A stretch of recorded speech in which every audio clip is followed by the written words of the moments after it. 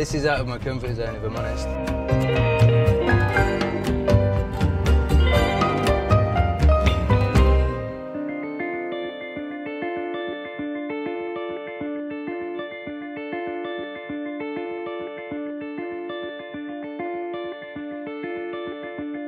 As we start to drive off-road, we want to drop those pressures. Now, a lot of people think that's widening the tread pattern, but it's actually as well lengthening our footprint.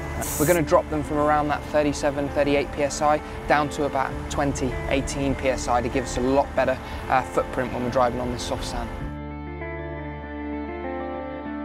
So we're going to use Sand Program here, and that changes a number of things about the vehicle.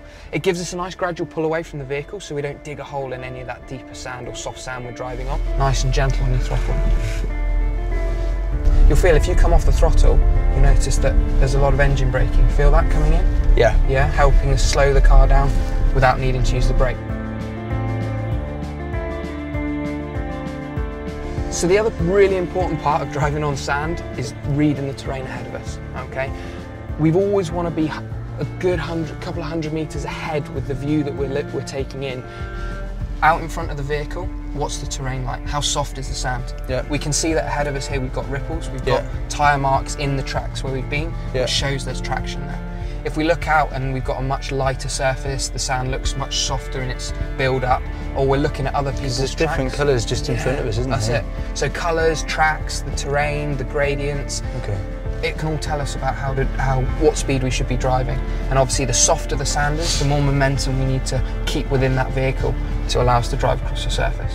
I suppose that is, I mean, anywhere where you're going where it's exploratory, anywhere where you're going where you don't know what's beyond the next horizon, you're constantly having to stay aware and be looking forward to see what you're coming into. And I suppose this is ever more pertinent for... Sorry, we're just reaching the edge of a cliff.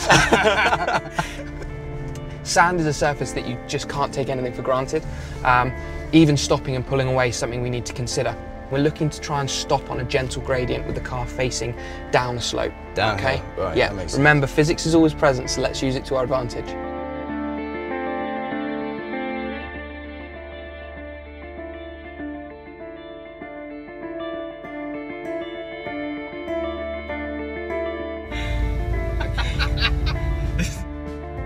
We've gone down fairly deep, certainly something we need to look at. You can see we've got no light underneath the vehicle either, so we're probably pretty close to the chassis. I mean, certainly in times previous, this would be a bit of a dig scenario. We'd be using this quite heavily.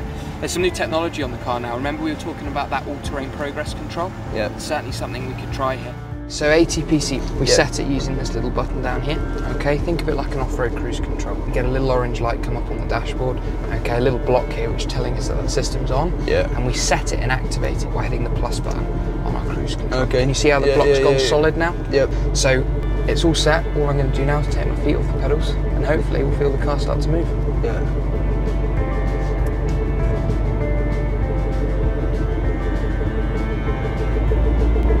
Torque come in nice and slow. Yeah, it's trying, isn't it? Yeah, trying. Feel it.